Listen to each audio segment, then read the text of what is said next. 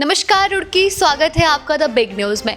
आज हम बैठे हुए सुरेश चंद जी के पास, जो कि सीबीआई से ऊंचे पद से रिटायर्ड हैं। तो चलिए इनसे कुछ वार्तालाप करते हैं। सर, मैं आपसे एक क्वेश्चन पूछना चाहूँगी कि जैसे कि अभी इलेक्शंस का दौर है, तो आप रुड़की विधानसभा में किसको देखना चाहेंगे, कांग्रेस को या बीजेपी को?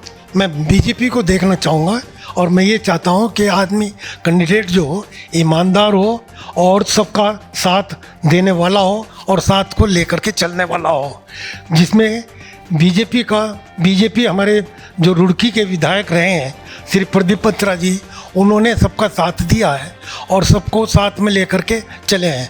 वो हमेशा सबके साथ में मिलनसार भी रहे हैं, हर समय सुख दुख में साथ दिया है। तो मैं ये चाहता हूँ कि कैंडिडेट ऐसा हो कि जो पब्लिक के लिए मिलनसार हो और हर समय पे उसकी सहायता के लिए आए। जी, पर सर बात करें अगर प्रदीप बत्रा की, तो प्रदीप बत्रा के विपक्षों का कहना है कि जो उनकी विचारधारा है वो कांग्रेस की जैसी है। तो क्या कहना चाहेंगे सर आप? मैं ये कहना चाहूँगा कि ये कहना विपक्ष का बिल्कुल गलत है कि प्रदीप बत्रा जी का विचार या उनके विचार कांग्रेस बीजेपी के खिलाफ है। वो हमेशा बीजेपी के साथ में रहे और ये बच्चों को संस्कार परिवार से ही मिलते हैं। मैं बहुत दिनों से जानता हूं कि प्रदीप बत्रा जी के पिताजी श्री प्रकाश चंद जी पूरे बीजेपी के कैंडिडेट रहे हैं और वो उसके सहायता करने वाले थे। इसी तरीके से इनको भी संस्कार जो हैं अपने परिवार से मिले हैं और मेरी समझ में ये नहीं आता कि विपक्ष जो कहता है कि इनके विचार गलत हैं। मैं शुरू से कहना चाहता हूँ कि हमारे श्री प्रदीप बत्रा जी के विचार हमेशा से बीजेपी के साथ में रहे हैं और रहेंगे। जी, पर अगर सर बात करें कहीं ना कहीं कांग्रेस की, तो देखा जाए तो कांग्रेस के कैंडिडेट भी बहुत मजबूत है फिलहाल, और उनकी हवा भी बहुत है और वो मजबूत भी बहुत है। तो आपको नहीं लगता कि इस बार शायद हो सकता है कि रुड़की में कांग्रेस पार्टी आए? मैं ये कहना चाहूँगा कि विपक्ष का कहना हर समय अलग रहता है। एक बार बीजेपी ने सुरेश चंद जैन को बीजेपी से टिकट न दे करके कांग्रेस के टिकट पर वो खड़े हुए और उसका अंजाम परिवार ने उनके सुरेश चंद जैन जी के परिवार ने तथा विपक्ष ने देख लिया है। वो बुरी तरह से हारे हैं और इसलिए मेरा विचार ये है कि टिकट जो है प्रदीप बत्रा जी को ही देना चाहिए और वो हमेशा से मिलनसार रहे हैं। और अगर किसी वजह से बीजेपी ने बत्रा जी को टिकट नहीं दिया तो उसका अंजाम वही होगा जैसे सुरेश चंद जैन जी ने बीजेपी से जाकर के कांग्रेस का दामन थामा और बहुत बुरी तरह से हार देखनी पड़ी।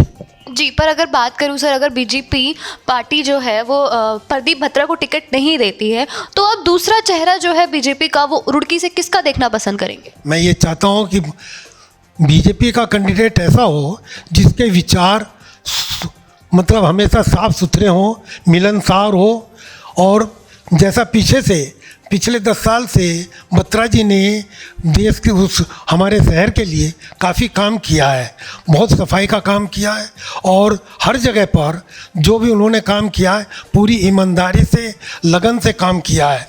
और जितना नहर के किनारे पर जितनी सफाई हुई है कस्बे के अंदर या शहर के अंदर और मंगलोर से लेकर के काफ़ी दूर तक का उन्होंने सफाई कराई है और सड़कों का निर्माण कराया है, लाइटें भी लगवाई हैं। तो कैंडिडेट अगर हो तो ऐसा होना चाहिए जैसे प्रदीप बत्रा जी ने अपना लगन से काम किया है और पूरी ईमानदारी से काम किया है। और मैं यही चाहता हूँ कि कैंडिडेट बीजेपी दूसरे को दे, लेकिन बत्रा जी को अगर देगी तो उसमें कामयाबी काफ़ी मिलेगी। जी सर, हमारा जो चैनल है द बिग न्यूज़, इसके माध्यम से आप रुड़की की जनता को क्या कहना चाहेंगे? मैं ये कहना चाहूँगा कि हमारा कैंडिडेट ऐसा हो जैसा प्रदीप बत्रा जी ने किया है और करके दिखलाए, और वो हमेशा सुख दुख में साथ निभाने वाले हैं और सुख दुख में साथ चलने वाले हैं और उन्होंने पूरी अपनी ईमानदारी से काम किया है।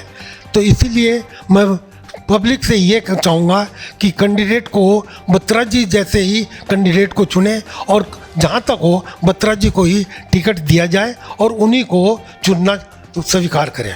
जी, तो जैसे कि आपने देखा हमारे साथ सर जुड़े हुए थे, तो उन्होंने कई जनता के लिए कई सारी बातें बोली हैं। तो इसी तरह हमारे साथ जुड़े रहिए कैमरामैन हरीश कौशिक के साथ। मैं ज्योति बिस, धन्यवाद।